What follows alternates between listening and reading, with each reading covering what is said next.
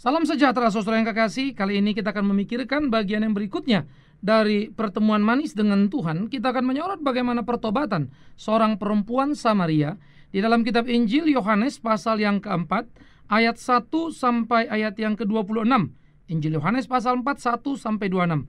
Tetapi tentu kita tidak mungkin membaca semuanya. Saudara bisa memperhatikannya dan membacanya. Saya akan mengajak saudara melihat dari pasal 4 ayat 19 sampai 26 saja. Demikian firman Tuhan. Kata perempuan itu kepadanya, "Tuhan, nyata sekarang kepadaku bahwa engkau seorang nabi. Nenek moyang kami menyembah di atas gunung ini, tetapi kamu katakan bahwa Yerusalemlah tempat orang menyembah." Kata Yesus kepadanya, "Percayalah kepadaku hai perempuan, saatnya akan tiba bahwa kamu akan menyembah Bapa bukan di gunung ini dan bukan juga di Yerusalem. Kamu menyembah apa yang tidak kamu kenal, kami menyembah apa yang kami kenal. Sebab keselamatan datang dari bangsa Yahudi. Tetapi saatnya akan datang dan sudah tiba sekarang bahwa penyembah-penyembah benar akan menyembah Bapa dalam roh dan kebenaran. Sebab Bapa menghendaki penyembah-penyembah demikian. Allah itu roh dan barang siapa menyembah dia harus menyembahnya dalam roh dan kebenaran." Jawab perempuan itu kepadanya, "Aku tahu bahwa Mesias akan datang yang disebut juga Kristus. Apabila ia datang, ia akan memberitakan segala sesuatu kepada kami." Kata Yesus kepadanya, "Akulah dia yang sedang berkata-kata dengan engkau." Saudara yang kekasih, menarik sekali bagian ini menjadi satu bagian perikop yang sangat luar biasa, panjang menceritakan bagaimana perempuan Samaria yang dikisahkan adalah seorang wanita tidak baik-baik. Wanita yang mempunyai banyak suami, dan suami yang ada pada sekarang kata Yesus bukan suamimu karena dia sudah kawin cerai. Yang kedua, wanita ini memang hidup tidak dalam norma-norma atau aturan-aturan yang bijak yang seharusnya. Itu sebab kalau dia pergi mengambil air, dia ambil siang-siang, dia tidak mau pagi-pagi. Nanti ketemu banyak wanita lain. Dia mengisolasi sendiri dirinya dan terisolasi dari lingkungan sosialnya. Dia takut jadi bahan gosip. Ya, jadi rumah tangganya berantakan, lingkungan sosialnya tidak baik, dan dia pada waktu itu dilahirkan sebagai seorang perempuan, di mana yang namanya diskriminasi gender di waktu itu sangat kuat sekali. Dan tambahan lagi, bukan saja diskriminasi gender yang sangat kuat, tetapi juga ya, di dalam hidup keagamaannya dia menjadi seorang Samaria yang di dalam ukuran orang Yahudi ya, adalah orang-orang berdosa yang tidak layak mendapat kasih karunia.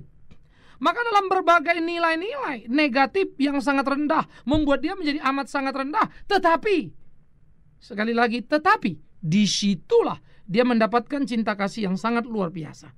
Nah, oleh karena itu saudara, mari kita mulai melihat perempuan ini. Seperti yang saya katakan tadi, dia menjadi perempuan yang tidak benar di dalam kehidupannya.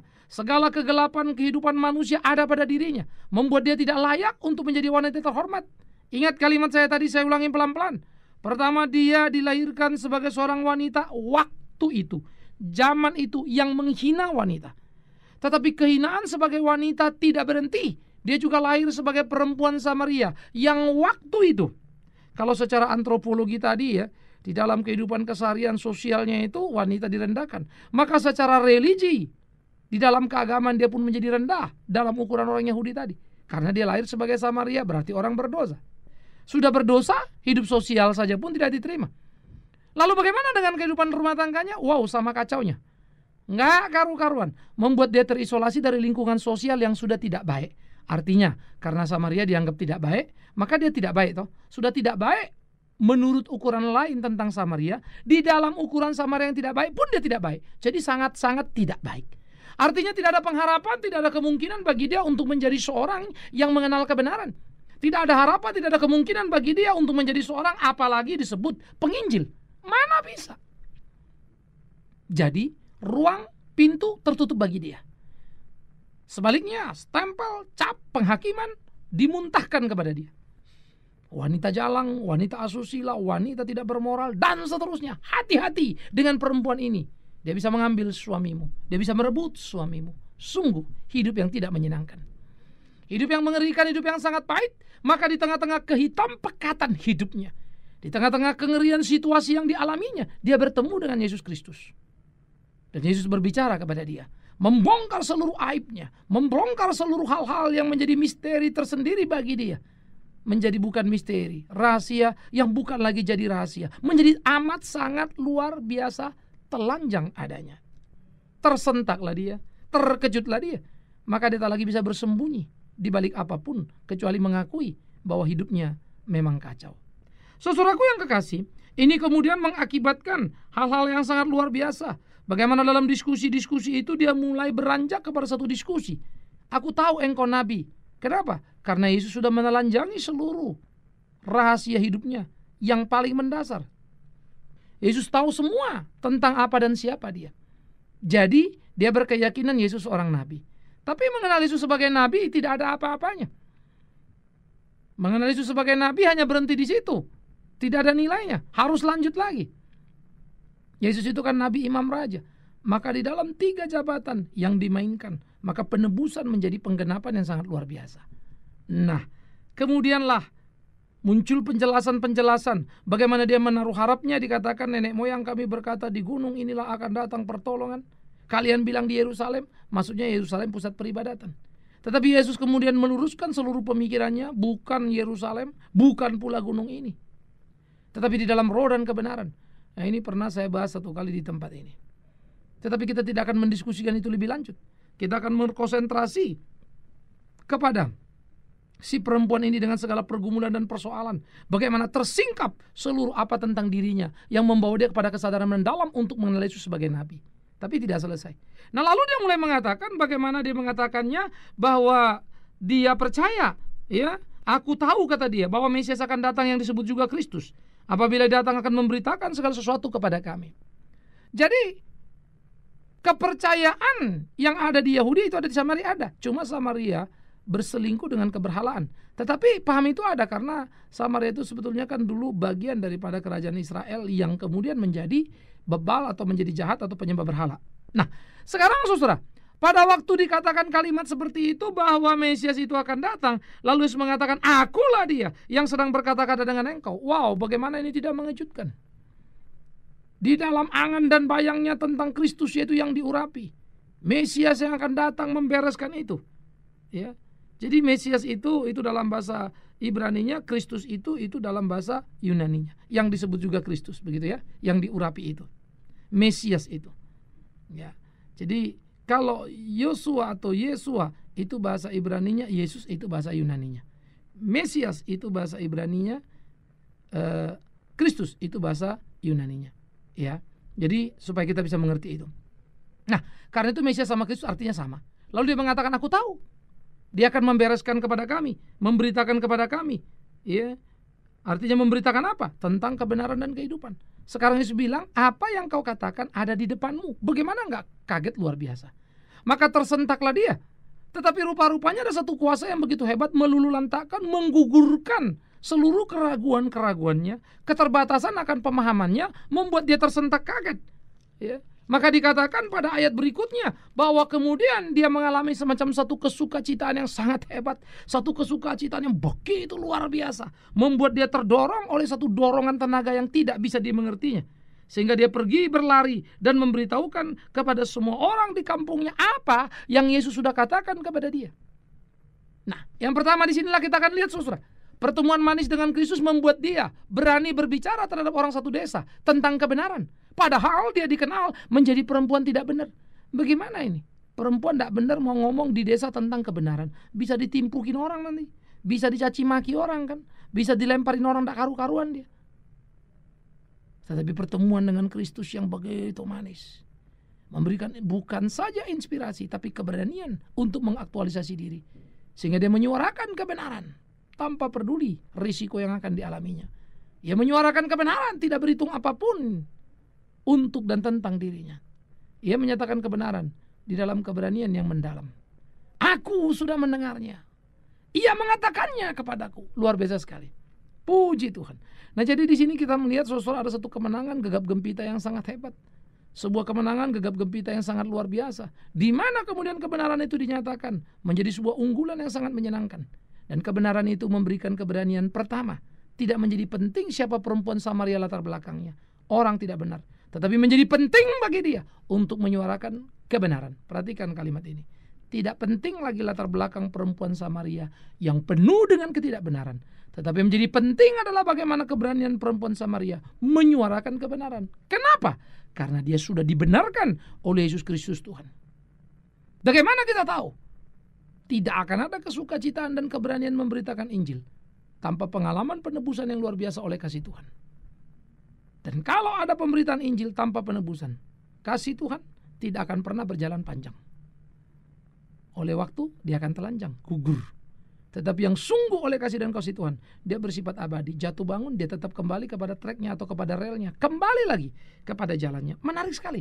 Ini kebenaran-kebenaran prinsip dalam Alkitab yang sulit untuk dikurung oleh satu pemahaman psikologi apapun juga.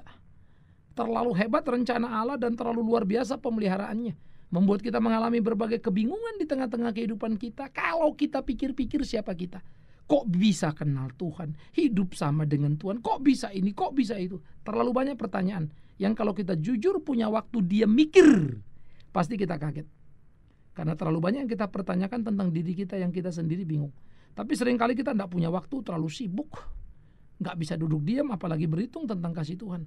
Sehingga kita lalai dan tidak mampu menikmatinya.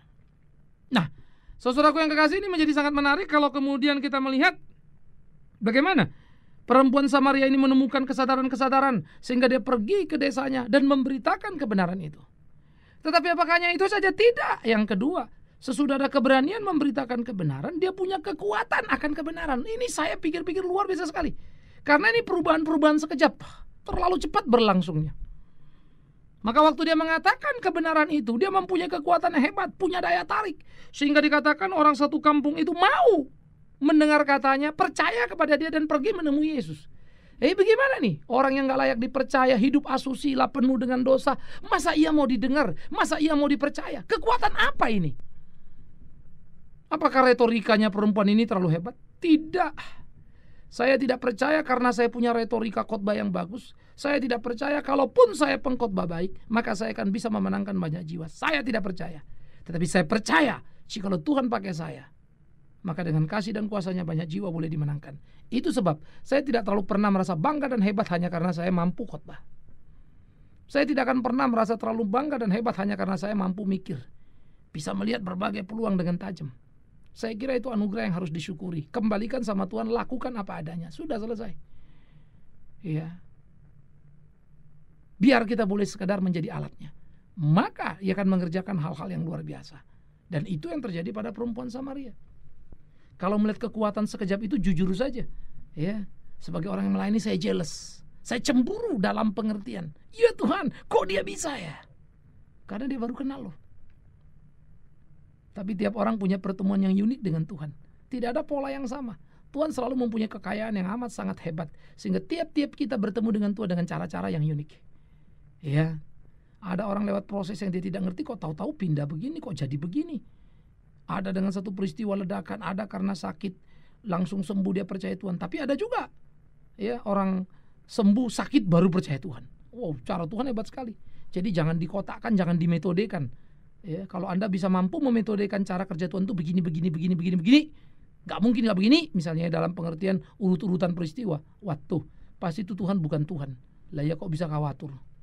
Kok bisa ditebak begitu? Mana bisa ketebak cara Tuhan? Tuhan terlalu hebat. Maka perempuan Samaria ini bukan saja mempunyai keberanian, tetapi kekuatan akan kebenaran yang bisa menarik banyak orang datang kepada Tuhan. Sehingga pertemuan manis dia dengan Tuhan, pertobatan dia itu menjadi sebuah berita yang gagap gempita, mengejutkan seluruh tanah Samaria, tempat tinggalnya. Bagaimana mungkin perubahan ini telah membuat dia menjadi sesuatu yang sangat amat luar biasa berbeda. Tetapi itulah yang dialaminya dan itulah yang terjadi. Maka ia menjadi orang yang percaya kepada Tuhan yang hidup itu. Dia berani mempertaruhkan dan menyerahkan seluruh kehidupannya untuk Tuhan dan kepada Tuhan. Sehingga di dalamnya sungguh nama Tuhan yang dipermuliakan. Hebat ya? Wow, hebat sekali. Maka saudara yang kekasih, keberanian dan kekuatan akan kebenaran yang didasari dan dikembalikan untuk kebenaran menjadi sesuatu yang luar biasa. Ya. Maka saudara, kekuatan itu pun yang ketiga telah melahirkan sebuah kemenangan yang spektakuler. Seperti yang saya katakan tadi, orang satu kampung pergi ketemu Yesus. Dan bagi saya dia menjadi penginjil yang sangat hebat. Kenapa? Karena sesudah dia membawa orang datang kepada Yesus, kalimat yang berikut mereka katakan apa? Sekarang kami percaya bukan lagi karena apa yang kau katakan, sebab kami sendiri telah mendengar dan kami telah tahu bahwa dialah benar-benar juru selamat dunia. Ayat 42. Artinya apa? Dia bisa membawa orang seutuhnya bertemu Kristus, percaya pada Kristus. Banyak penginjil masa kini atau pendeta masa kini, kami pengkhotbah ini, yang berhasil membawa orang percaya, tapi sebetulnya kepada Pak Pendeta. Jadi pengikut Pak Pendeta. Sehingga pendeta dikultuskan, pendeta dimitoskan. Pendeta menjadi segala-galanya. Jadi sebetulnya kita gagal sih. Membawa orang terikat sama kita, bukan terikat sama Kristus. Membawa orang mengikut kita, bukan mengikut Kristus. Maka jadi saya juga tidak heran kalau kemudian gereja babak belur, pecah sana, pecah sini. Karena yang diikuti Pak Pendeta. Saya juga pendeta. Ya, kadang-kadang saya rasa, wow, hidup kita ini apa ini? Saya juga rasa-rasa guilty banyak sekali, malu sekali dengan Tuhan. Ya, kita tidak pure, tidak hebat, tidak utuh melakukan apa yang Tuhan mau. Kita terjebak pada perangkap-perangkap yang salah. Sangat menakutkan. Oleh karena itu, saudaraku yang kekasih, biar kita peka di tengah-tengah kehidupan kita, jangan sampai terperangkap pada jalan yang salah. Sehingga akhirnya kita terperangkap pada kekacauan-kekacauan yang mengerikan itu. Oleh karena itulah, apa yang dialami perempuan Samaria ini menjadi luar biasa bagi saya. Dia bukan saja menjadi penginjil, tapi penginjil yang tepat, penginjil yang pas, penginjil yang benar di dalam konsep dan hasil yang dihasilkannya. Karena dia membawa orang bertemu Kristus dan terikat kepada Kristus, bukan karena dirinya, tapi karena orang betul-betul bertemu pribadi dengan Tuhan. Artinya begini ya, saya bisa membuat orang terkagum-kagum lalu mengenal Tuhan Yesus, lalu bilang, wow, senang dengan Tuhan Yesus karena ceritaku. Tapi dia sebetulnya tidak ngalamin. Ya. Jadi sebetulnya dia terikat pada keyakinan saya atau apa yang saya ceritakan. Karena saya sanggup memotivasi dia misalnya ya, saya sanggup mempengaruhi dia sehingga dia betul-betul percaya. Jadi kalau saya bilang itu dalam tanda petik ini, dia terhipnotis oleh penjelasan saya. Jadi amin-amin. Sebetulnya dia sudah terima Yesus? Belum tentu. Itu sebab jangan heran nanti kalau hidupnya kemudian menjadi perubahan-perubahan yang mengerikan. Lalu dia jauh dari Tuhan. Karena pertemuan pribadi tidak terjadi. Yang terjadi pertemuan diperantarai oleh penginjil atau pendeta, kan begitu. Nah ini banyak posisi umat Kristen masa kini yang sangat menakutkan. Perempuan Samaria lain, itu sebab perubahannya menjadi sangat radikal. Dan itu juga akibat yang dimunculkan dari dirinya sangat radikal sekali. Ia menjadi kuat, hebat, luar biasa, powerful. Luar biasa. Nah, jadi saudaraku yang kekasih, di dalam bagian-bagian seperti ini yang perlu kita pahami dari kebenaran Injil itu sendiri. Mesti kita pahami secara utuh. Ini harus kita yakini dengan utuh di dalam kehidupan kita. Bahwa Injil mempunyai kekuatan ekstra yang tidak terukur, tidak terbayang oleh kita.